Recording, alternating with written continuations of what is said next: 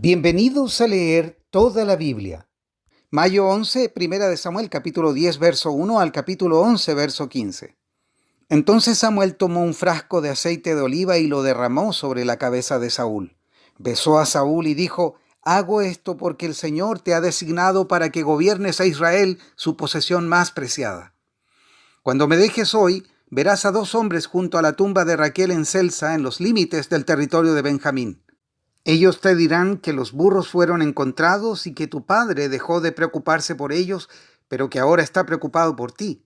Está preguntando: ¿han visto a mi hijo? Cuando llegues al roble de Tabor, te encontrarás con 3 hombres que van camino a Betel para adorar a Dios. Uno llevará 3 cabritos, otro tendrá 3 panes y el tercero un odre lleno de vino. Los 3 hombres te saludarán y te ofrecerán 2 panes, los cuales debes aceptar. Cuando llegues a Gibeá de Dios, donde está la guarnición de los filisteos, encontrarás a un grupo de profetas que desciende del lugar de adoración.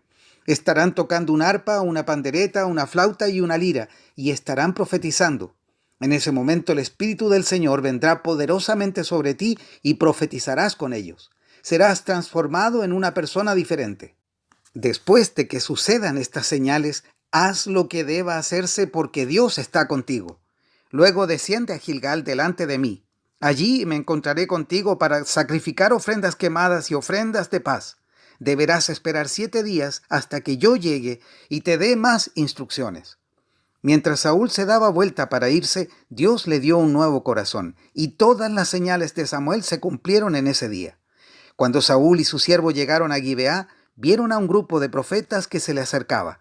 Entonces el Espíritu de Dios vino poderosamente sobre Saúl y él también comenzó a profetizar. Cuando los que conocían a Saúl se enteraron de lo sucedido, exclamaron: ¿Qué? ¿Hasta Saúl es profeta? ¿Cómo se convirtió el hijo de Cis en profeta? Además, uno de los que estaban allí dijo: ¿cualquiera puede convertirse en profeta sin importar quién sea su padre? ¿Este es el origen del dicho: ¿hasta Saúl es profeta? Cuando Saúl terminó de profetizar, subió al lugar de adoración. ¿Dónde han estado?, les preguntó el tío de Saúl a él y a su siervo. Estábamos buscando a los burros, le respondió Saúl, pero no pudimos encontrarlos. Así que acudimos a Samuel para preguntarle dónde estaban. Ah, ¿y qué dijo?, le preguntó su tío. Nos dijo que ya habían encontrado los burros, contestó Saúl.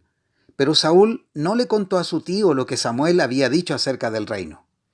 Después Samuel convocó a todo el pueblo de Israel para que se reuniera delante del Señor en Mizpa y dijo: Esto es lo que el Señor, Dios de Israel, ha declarado. Los saqué de Egipto, los rescaté de los egipcios y de todas las naciones que los oprimían. Pero aunque los rescaté de su miseria y aflicción, hoy han rechazado a su Dios y han dicho: No, en lugar de Dios queremos un rey. Por lo tanto, preséntense ahora delante del Señor por tribus y clanes.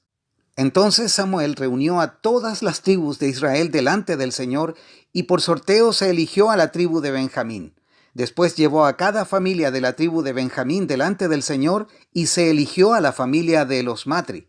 Finalmente, de entre ellos fue escogido Saúl, hijo de Cis. Pero cuando lo buscaron, había desaparecido. Entonces le preguntaron al Señor: ¿dónde está? Y el Señor contestó: está escondido entre el equipaje. Así que lo encontraron y lo sacaron. Era tan alto que los demás apenas le llegaban al hombro. Luego Samuel dijo a todo el pueblo: Este es el hombre que el Señor ha escogido como su rey. No hay nadie como él en todo Israel. Y todo el pueblo gritó: ¡Viva el rey! Después Samuel le explicó al pueblo cuáles eran los derechos y las obligaciones de un rey.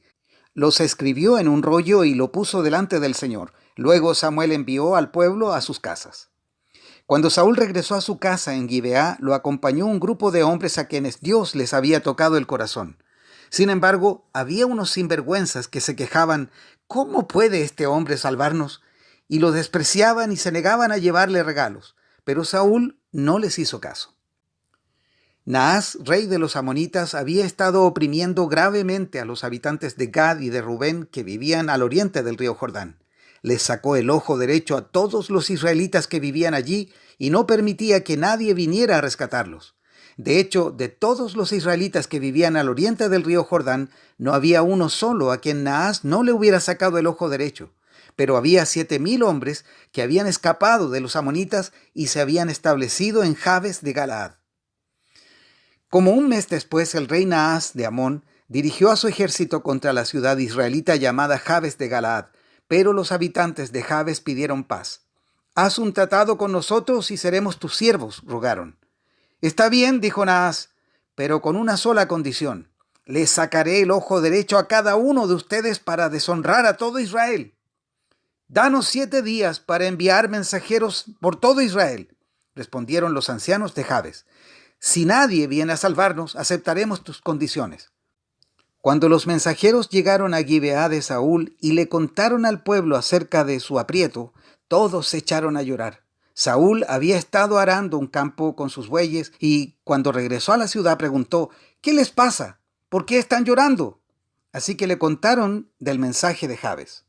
Entonces el Espíritu de Dios vino con poder sobre Saúl y se enojó mucho.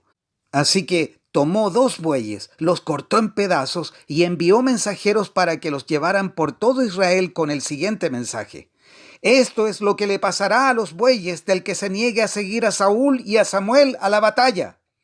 Entonces el Señor hizo que la gente tuviera miedo del enojo de Saúl, por lo tanto todos salieron a la guerra como un solo hombre. Cuando Saúl los movilizó en Besec, se dio cuenta de que había 300,000 hombres de Israel y 30,000 de Judá. Entonces Saúl envió a los mensajeros de regreso a Jabes de Galaad para decir: «Los rescataremos mañana antes del mediodía». Cuando llegó el mensajero, hubo gran alegría en toda la ciudad. Así que los hombres de Jabes dijeron a sus enemigos: «Mañana iremos a ustedes y podrán hacer con nosotros lo que quieran».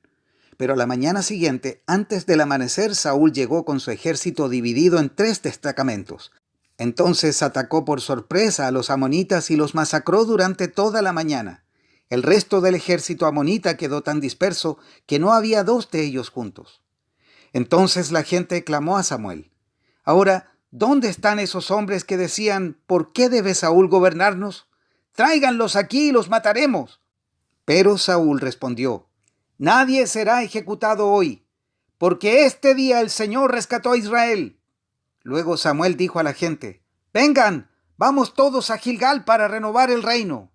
Así que todos fueron a Gilgal y en una ceremonia solemne delante del Señor proclamaron rey a Saúl. Después ofrecieron ofrendas de paz al Señor y Saúl y todos los israelitas se llenaron de alegría. Juan capítulo 6 versos 43 al 71. Jesús les contestó: «Dejen de quejarse por lo que dije, pues nadie puede venir a mí a menos que me lo traiga el Padre que me envió, y yo lo resucitaré en el día final. Como dicen las Escrituras, a todos les enseñará Dios.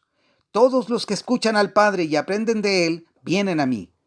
No es que alguien haya visto al Padre, solamente yo lo he visto, el que Dios envió. Les digo la verdad, todo el que cree tiene vida eterna. Sí, yo soy el pan de vida. Sus antepasados comieron maná en el desierto, pero todos murieron. Sin embargo, el que coma el pan del cielo nunca morirá. Yo soy el pan vivo que descendió del cielo.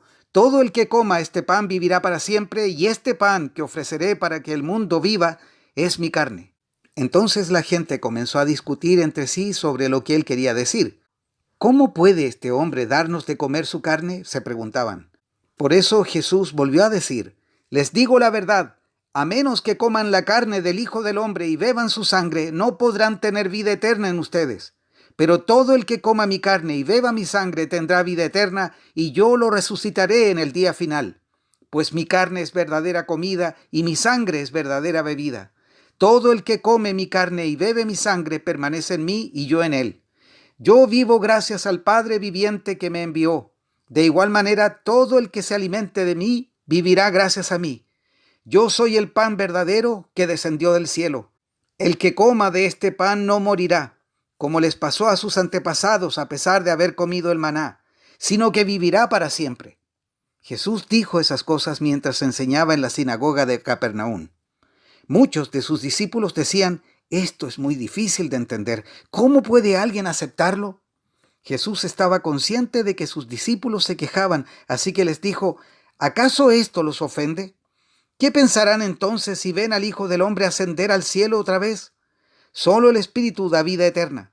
Los esfuerzos humanos no logran nada. Las palabras que yo les he hablado son espíritu y son vida, pero algunos de ustedes no me creen, pues Jesús sabía desde un principio quiénes eran los que no creían y también quién lo traicionaría.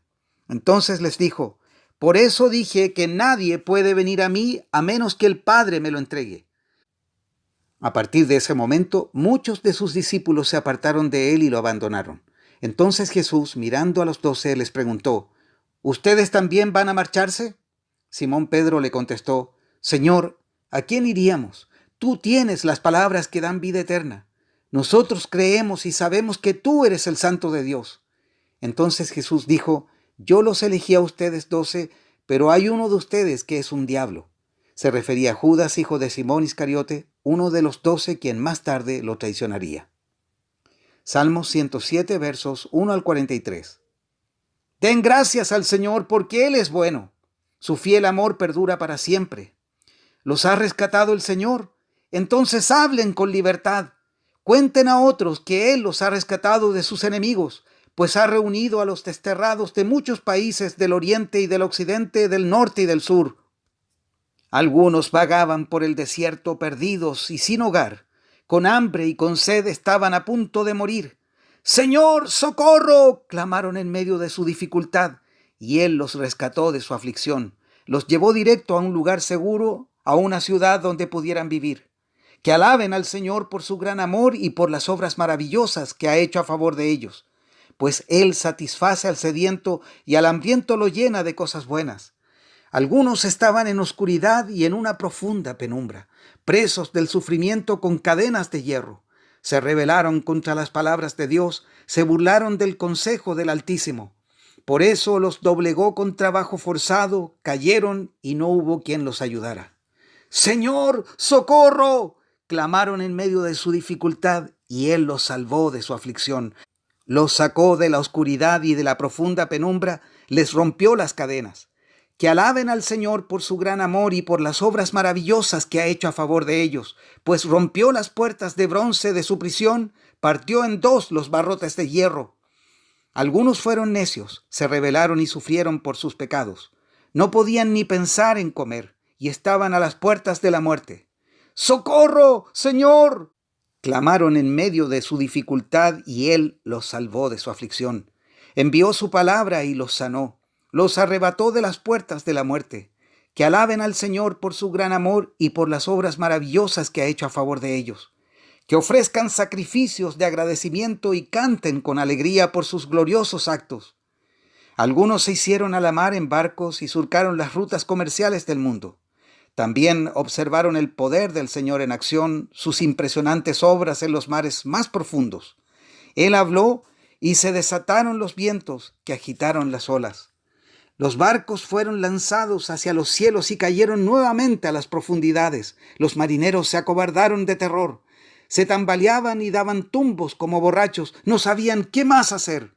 ¡Señor, socorro!, clamaron en medio de su dificultad, y Él los salvó de su aflicción. Calmó la tormenta hasta convertirla en un susurro y aquietó las olas. ¡Qué bendición fue esa quietud cuando los llevaba al puerto sanos y salvos! Que alaben al Señor por su gran amor y por las obras maravillosas que ha hecho a favor de ellos. Que lo exalten públicamente delante de la congregación y ante los líderes del pueblo. Él transforma ríos en desiertos y manantiales de agua en tierra árida y sedienta. Convierte la tierra fructífera en tierras saladas y baldías a causa de la maldad de sus habitantes.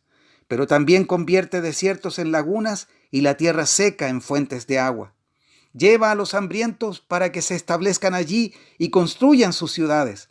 Siembran los campos, plantan viñedos y recogen cosechas abundantes. ¡Cuánto los bendice! Allí crían familias numerosas y sus manadas de animales aumentan.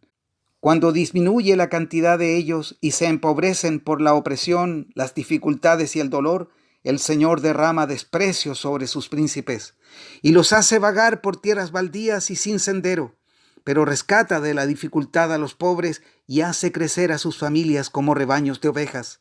Los justos verán estas cosas y se alegrarán mientras los perversos son bruscamente silenciados.